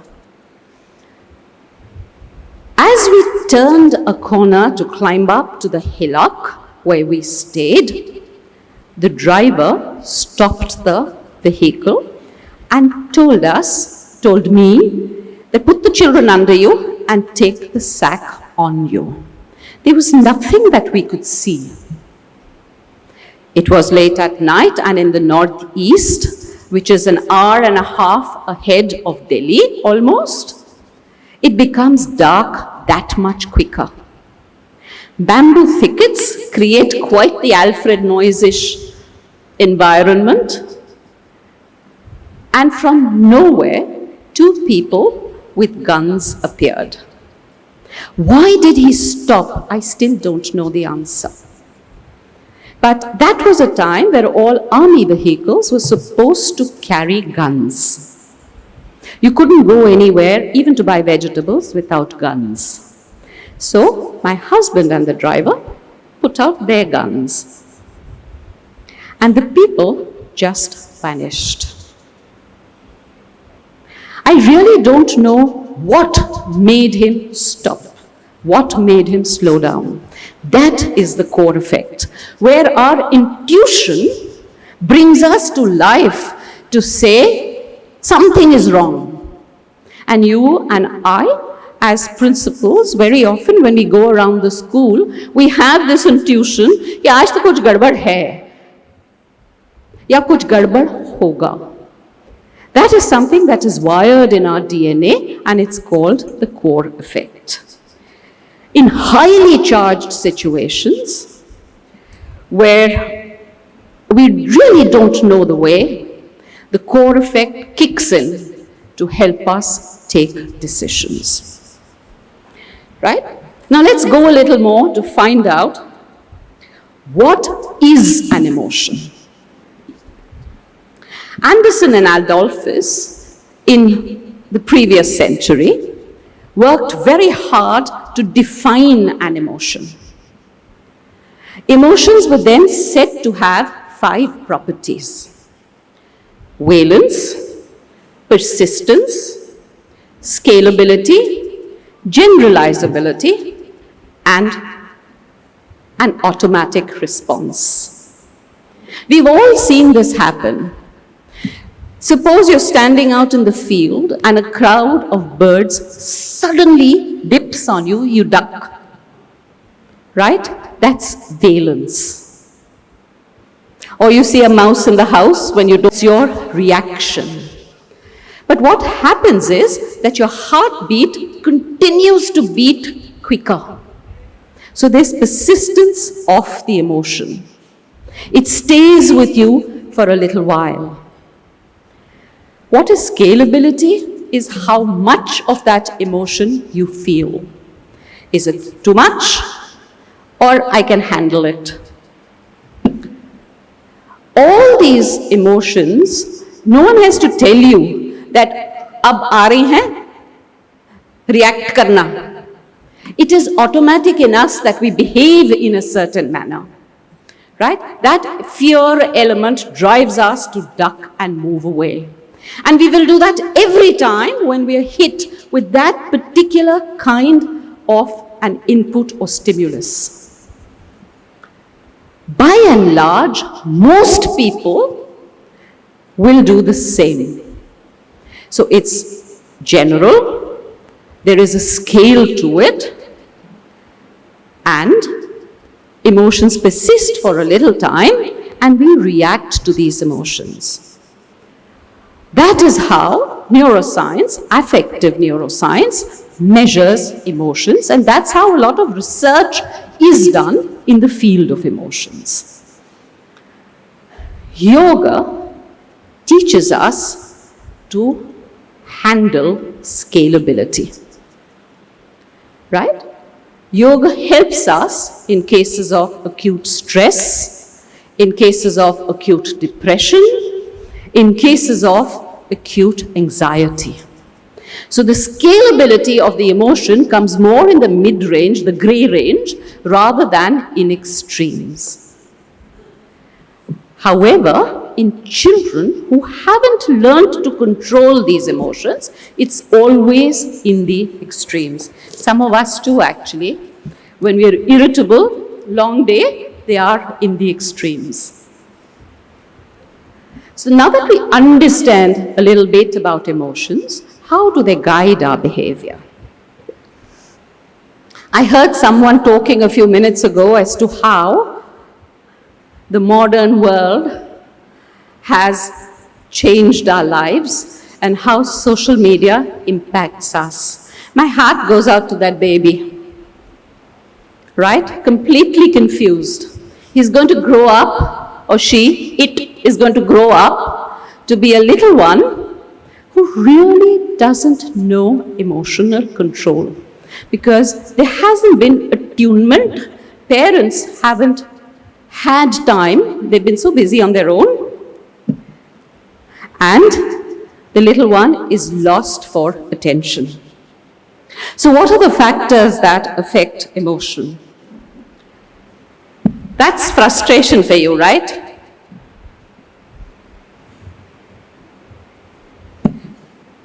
We just saw perception a while ago, that when we perceive things in a certain manner, we behave accordingly.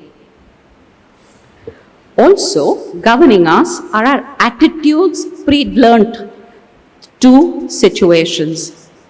Like in the morning, one of our colleagues shared that her parents always taught her to say thank you even when she fetched them water. And the mum said that I like that because then you will carry it on in life. What are the biological factors that affect our behavior? Our genetics. Some people are just hot-headed. A little more yoga and meditation will help them. The brain chemistry, something that us as people in Delhi, high anxiety, road rage, persistent inflammation, bad air, all detrimental to peace of mind, as the toxins prevent adequate blood supply to the brain. Hormones, you know, teenagers, hormones are all over the place, and something can just as easily make them cry as it can make them laugh. So the behavior is sometimes not predictable. Our overall physical health. When it's really hot and we are tired, we are not in a position or a moment to listen. We don't want to do that.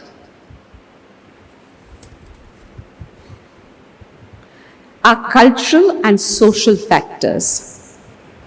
We come from a country where we pay respect by touching feet. A lot of cultures around the world could find that very strange. We go to our temples with our shoes on. Shoes off, sorry. Whereas you go to a church with your shoes on. I'll ask you, there's a word called lajja in Hindi. Can you give me the English equivalent for it?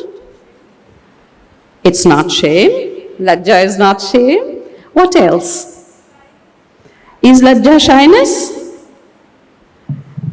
I hope people are not Googling it, but you're welcome to. What else do you think could lajja be? Sorry, can't hear you. Do you think lajja is modesty?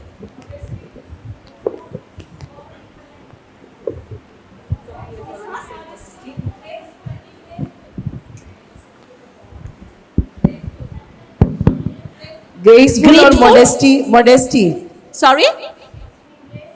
Graceful. Graceful is graceful. It's not lajja. Being modest. There isn't an English equivalent for the word lajja because it comes from our cultural context. Right? That's just what I'm trying to reiterate. Similarly, a lot of our behaviors that come from our cultural context or behaviors that come from different tribal cultural contexts are very difficult to understand. A few years ago, there were some WhatsApp messages in Bangalore that drove people from the northeast out of the city, if you remember. Right? Most tribes, the women have to show that they are marriageable by proving their fertility. That's very true of the entire northeast. But what do we understand? We look at it very differently, right? There is a tribe around the Philippines where they have a word for the kind of euphoria that one gets with headhunting. But living in the civilized world, there isn't a behavior or an emotion that can be identified with that. All that I'm trying to do is to show you that there needs to be a context in which behavior can be understood. It shouldn't be perceived. So you need to look more closely.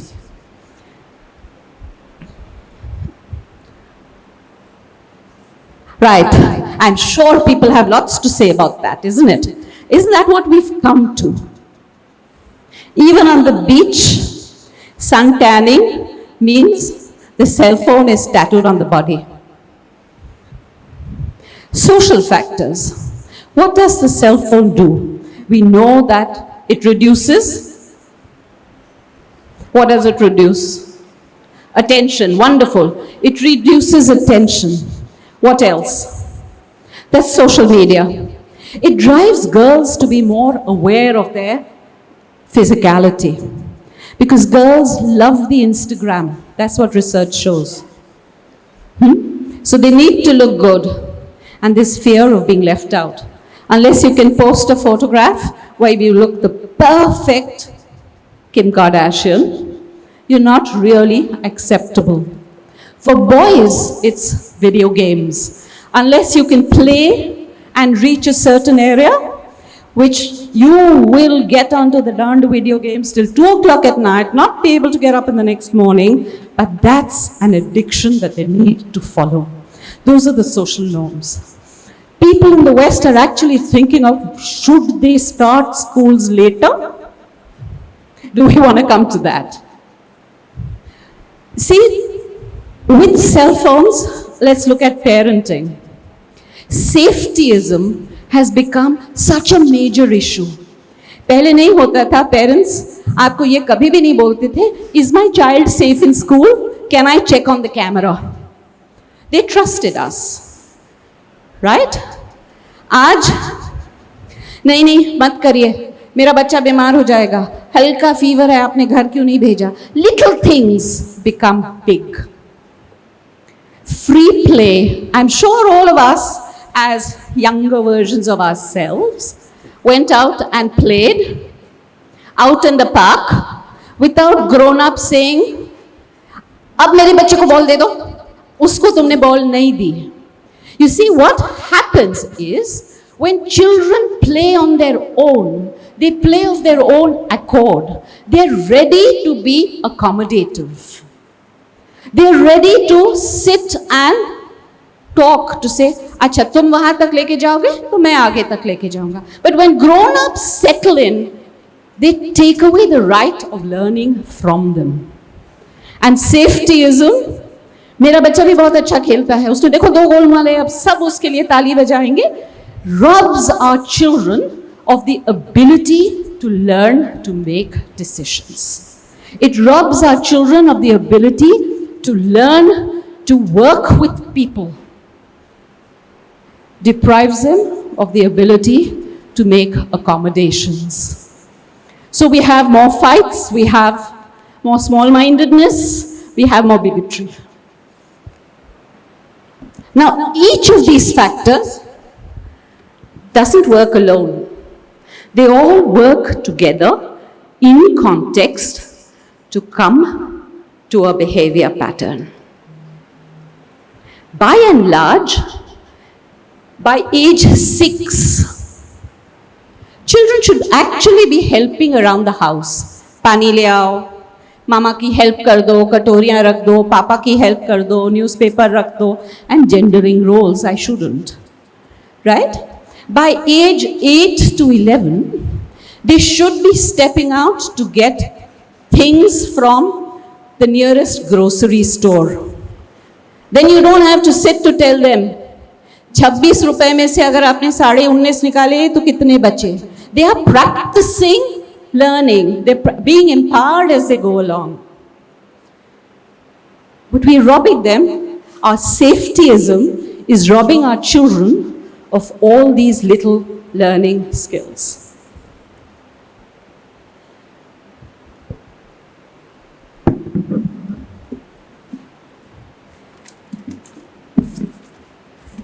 So what is positive discipline? Subha, Sonia ji ne, shayad Sonia, you were the one who mentioned it, positive discipline. Yes, there is negative discipline which is called punishment. Punishment never taught anyone anything. It just made you feel bad, both the perpetrator and the motivator. I like to believe that one doesn't have to be disagreeable to disagree. There is enough disagreeability in the world around us. You can be polite and firm even if you have to disagree, so what?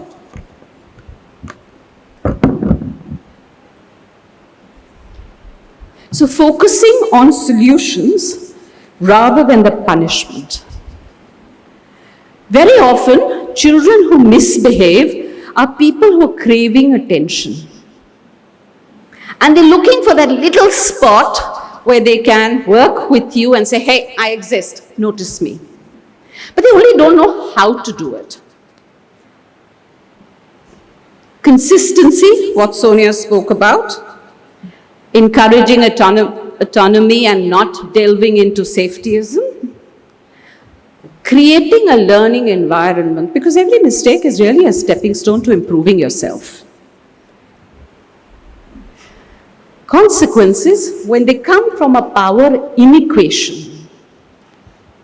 When you sit in judgment and announce a consequence, you alter the power equation. When you alter the power equation, it ceases to be a consequence, it becomes a punishment.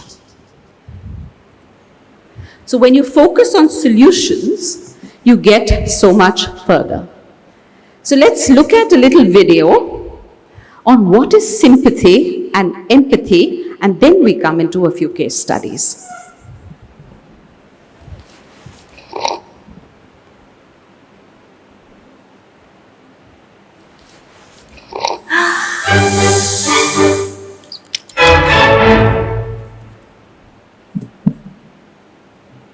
So what is empathy, and why is it very different than sympathy? Empathy fuels connection. Sympathy drives disconnection. Empathy, it's very interesting. Teresa Wiseman is a nursing scholar who studied professions, very diverse professions where empathy is relevant, and came up with 4 qualities of empathy.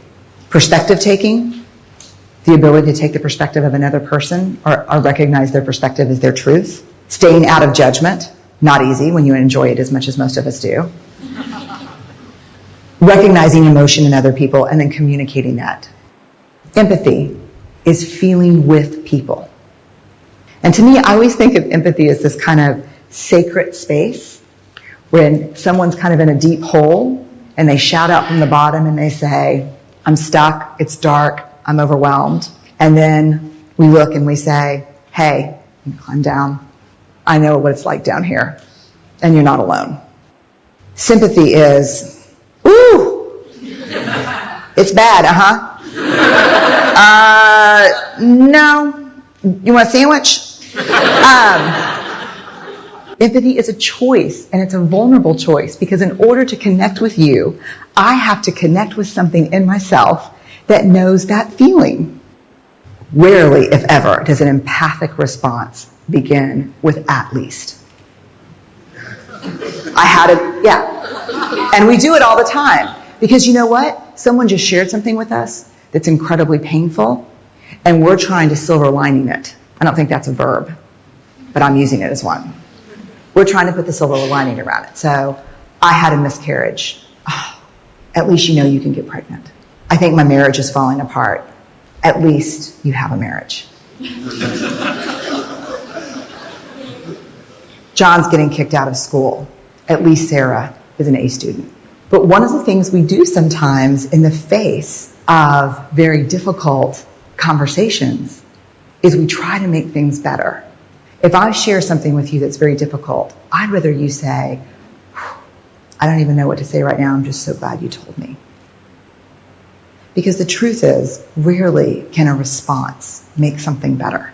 What makes something better is connection.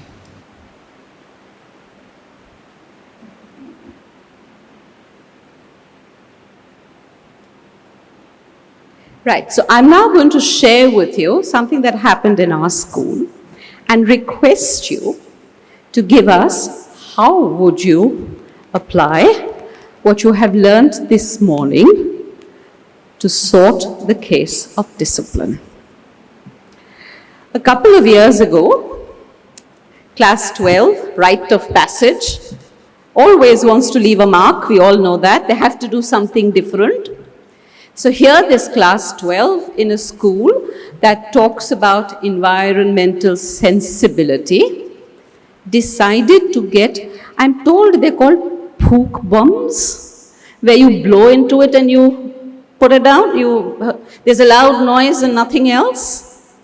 Well, they decided to get some bombs, the pook bomb, and decided to let them go during break.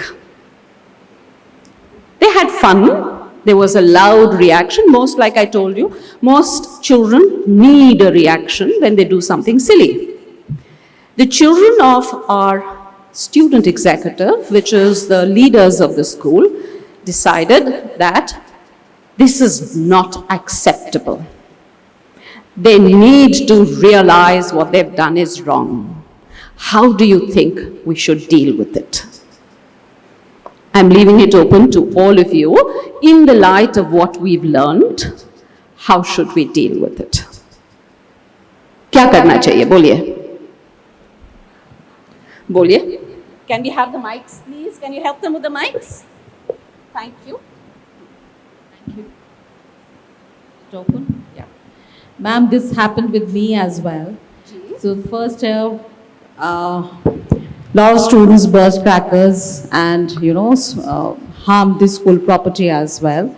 The next year, what I decided was in the morning itself, I asked my sports teacher to check the bags. We collected all the patakas and... So you did surprise checks? It was a surprise check. And then we collected all the patakas. And then I asked, it was a surprise again for my students, I asked all of them to come out in last period or so. We collected each other. We, all teachers and students, we came together in the ground and we bursted all the crackers together. They all enjoyed, we all enjoyed rather. Thank you. Anything else? Ji?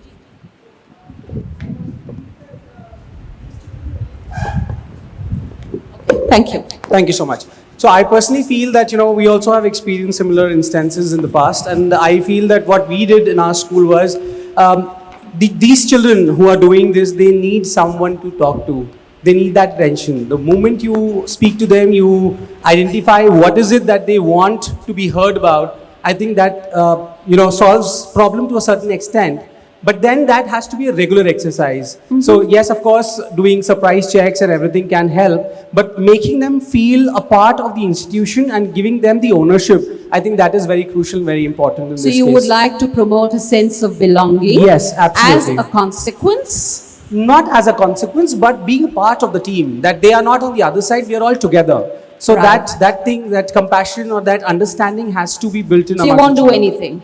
No, not really, but the first thing should be the talk. The talk has to happen. So we need to talk to them. Anything else? Ji, boliye. Same thing has been happening in our school also. So It's common. It's common. It Yeah. happens in all schools. Yeah. So then only we have talked with our members of the leaders, student leaders, and they have we have told what to do next. So they have told, sir, we know who are mischievous, and then they have searched all the students and they communicated with them, and they Alright. found that who are mischievous, and just after that we are not having that things.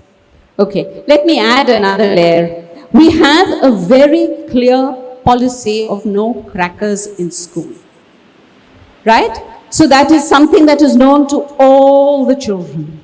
But teenagers love breaking rules, right? So in the eyes of positive discipline, in the eyes of there should be a consequence, you can't let go. Because if it happens today, what is the consistent response that you're going to give them? एक बार ठीक है, अगली बार नहीं करना। जी जी Ma'am, one thing we do is that these children, once they are identified, they are part of a campaign which is following. Like, for example, after Diwali, there is pollution. So this did happen again, as it happens in every school. So after identification, there were 4 children and they were made a part of the no pollution campaign and made to send to societies along with the health and wellness group. Ma'am, this thing Thank happened you. with me. There was another part of the story when we bursted crackers together. So next year, ना कोई cracker लेके आया, ना किसी ने मेरी property को नुकसान पहुंचाया, because we explained that क्यों building के अंदर और toilet के अंदर crackers जो बजा रहे हैं वो how harmful it is for them only. So when we, together we Understood. Got you. counseled the children, and when we burst भी साथ में करा, उनकी ego satisfy कर दी और सब कुछ satisfy कर दिया, and then counsel करा, then it, for me it was a positive side, because next 1 year year is too long in their memory, right? And if you wait for a year for the consequence to come, it won't come. I understand. The very next day, Diwali की जब आपने assembly हुई तो crackers हमने जलाए। counsel करा, उसी दिन burst करके अगले दिन counsel करा कि what harm it, क्या आप नुकसान पहुंचा सकते हैं. It's not that कि after a year counsel करा, उसी समय उनको समझाया, उनकी ego भी satisfy कर दी. Thank you. Any other ideas? Yes, जी बोलिए. जब एक्सीडेंट होता है तो कुछ लोगों को ट्रॉमा सेंटर ले जाना पड़ता है और कुछ जो बहुत सीरियस होते हैं आईसीयू में ट्रीटमेंट होता है. So they can be sent to the whole school and help the carpenter to find out the areas where the skill is required, and they can provide their contribution. What fun, no? Thank you. What else? What else can we do? Children are very creative and they can derive fun from anything. I remember I was very new to Delhi 18 years ago when I decided to punish a class 10 by telling them, "Jao, principal's lawn mein baitho, aaj kuch nahi karna." I was really humbled when at the end of the day they came and told me it was the best day of our life, we had such fun. The punishment turned about on its head, right? So if we give them something to do which they enjoy doing, it ceases to be a realization of the consequence. A consequence doesn't need to be hurtful, but it needs to make them realize the dignity of labor.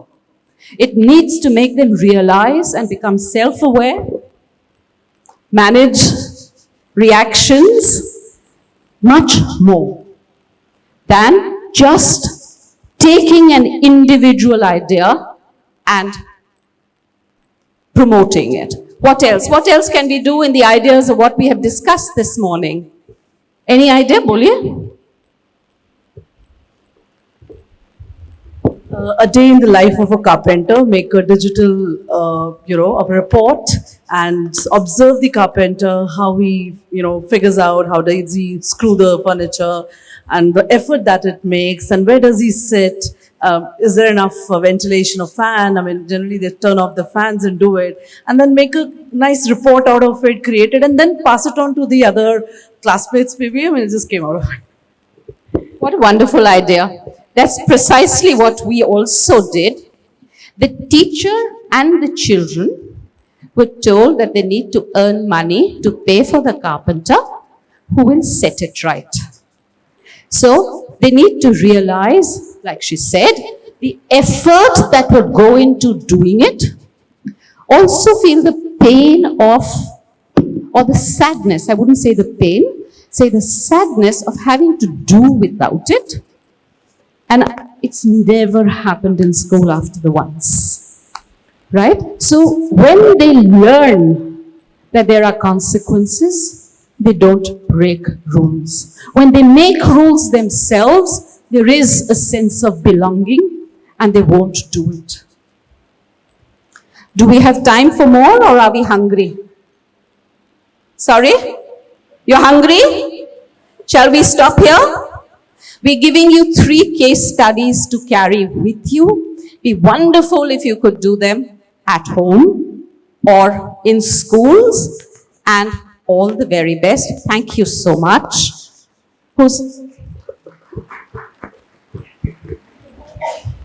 Before we let you go, 5 minutes, a video, and let's look at your happiness index. Big Panda and Tiny Dragon, book by James Norway. I'm too busy to see the flowers right now, said the tiny dragon. All the more reason to look at them, said Big Panda. And they may not be here tomorrow. Big Panda, said Tiny Dragon. I like the way you listen to me and talk to me and travel with me. But most of all, I like the way you make me feel.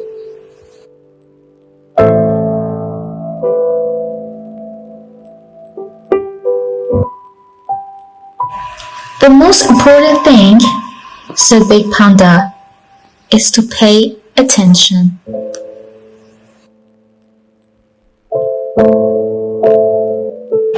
Nothing is happening, said Tiny Dragon. Maybe, said Big Panda. It is happening underneath first.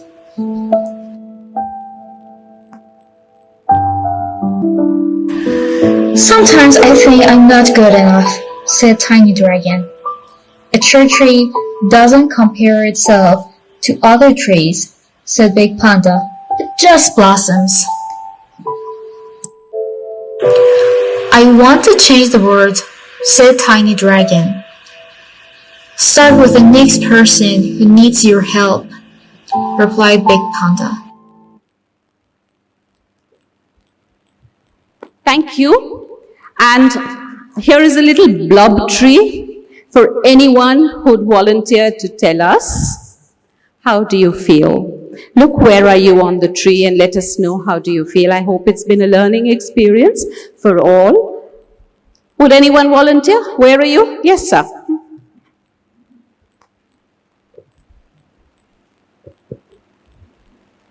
Very good afternoon to one and all. Really, this is wonderful session. And no school is free from such type of things where the students are not mischievous. Certain students may be the mischievous, 1, 2, 3, 10, whatever it is. But we should always remember, if we believe in this, that we are facilitator, and truly we do this, then even the students with the negativity, they will come to the positivity. Only once we have to know what really making a child to be distracted. If we come to know and we try to remove this by facilitating and bringing the confidence back, the child will improve, and I have implemented many times. Thank you, everyone. Thank you. Anyone would like to tell me where on the tree are you? Boliye.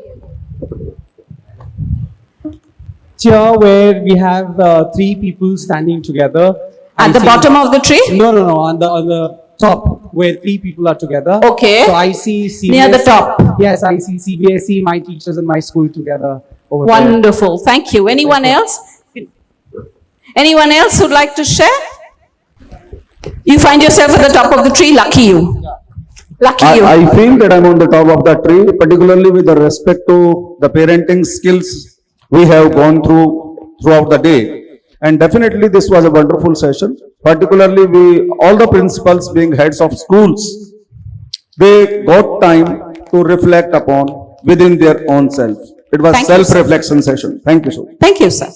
Boliye. Boliye. Ma'am, may I? Please. Yeah. I think I'd like to be there at the bottom where I'm helping the others. Okay. And they're all climbing, or maybe the other branch where I can help them to the next branch. Wonderful. So, I helped so many people to reach, and I'm sure they'll help me later on. Thank you. So I also see myself where 3 of them are together on the branch, sharing best practices and propelling each other to the higher levels. Thank you. There's someone at the back, Samir, to help. Jai Hind everyone, this is Alka, and thank you so much everyone for such a delightful session. I want to ask a few questions, and I find myself somehow in the middle of the tree. My question is, why, actually I was sitting, my team members from grade 6 to 10 one day, and they all were having some behavioral issues related to senior students. So that time one question arose in my mind, why such behavioral issues arises always in senior students, not in the grades nursery to grade 5. That was a clicking point for me actually. Can I have some input from you all? Why such behavioral issues arises in grade 6 to 12 only, not till grade 5? It's just because of age? There are three things, if I could start with. A, the hormones come into play by the time they're 6 to 9. By the time it's 10, 11, and 12, anxiety. So between the hormones and the anxiety and lack of acknowledgement, a lot of behavior issues come in. If a child is constantly hearing, I'm not good enough, and he doesn't get the space to show how good he or she is, behavior issues are automatic, and I'm sure Sonia will add more. Okay, 6th grade are entering adolescence, right? Puberty, right? So this is the age when they're looking for their own identity. So far they've modeled their parents, they've modeled their teachers, yes? They will like the same things their parents do, they'll like the same things, they'll want to live up to your expectations as teachers. But when they come to that stage in their lives, they have to find their own identity. Now, because they're children, they throw everything that's gone out before and start looking, and they usually look to their peers. So you can understand that the wisdom does not grow. So there will be a lot of, seeking and trying new things, even risky behaviors and all that. That's why at that age it Absolutely true, ma'am. But one day I was sitting my grades nursery to 5 students, and we all were planning for taking our junior kids to church. We were planning to take our junior kids to temple and other worship areas we were planning. So don't we somehow realize that we planned up all the things. Either we are taking them to the worship areas, either we are taking them to the zoo or somewhere else. We planned everything till grade 5 only. Why we stop taking children to temple or somewhere else after grade 6? And that's something that's peculiar to your school. We can't generalize the behavior of your school to all schools. If you'd like to share with the experts, while lunch, I'm sure it'll be very welcome. Absolutely. Thank you so much, ma'am. Thank you so much. Thank you. As we come to the close of this enriching conference on parenting practices, it is my privilege on behalf of Sardar Patel Vidyalaya to extend a heartfelt vote of thanks to all those who have contributed to its success. First and foremost, we must extend our deepest gratitude to the CBSE chairperson, Mr. Rahul Singh, and the CBSE secretary, Mr. Himanshu Gupta, along with all the CBSE officials who have worked tirelessly for this conference. We are truly honored that you entrusted our school with the responsibility of hosting an event of such significance. Your leadership and dedication to the holistic development of students inspire and drive our efforts. I would also like to express sincere appreciation to our esteemed panelists and keynote speakers, Mr. Rohit Kumar and Ms. Sonia, for their ongoing commitment to fostering meaningful connections among all stakeholders in education, from students to parents. Your expertise and insights have sparked engaging discussions, and your dedication aligns closely with our own mission. A special thanks must go to our principal, Mrs. Joshi, whose guidance and inclusive philosophy shape every aspect of education at Sardar Patel Vidyalaya. Her leadership has been a cornerstone of this event. To the distinguished principals gathered here today, We are deeply grateful for your presence. A heartfelt thank you to our hardworking staff and organizing committee who have worked tirelessly over the past few weeks to ensure seamless execution of today's program. Your efforts behind the scenes do not go unnoticed and are deeply appreciated. Lastly, a special mention to the Vidyalay's art department led by Ms. Shakun and Mr. Tanu, whose creativity and finesse have added an artistic touch to this event. Our heartfelt thanks to our music teachers and choir, whose beautiful performance set the perfect tone for the morning.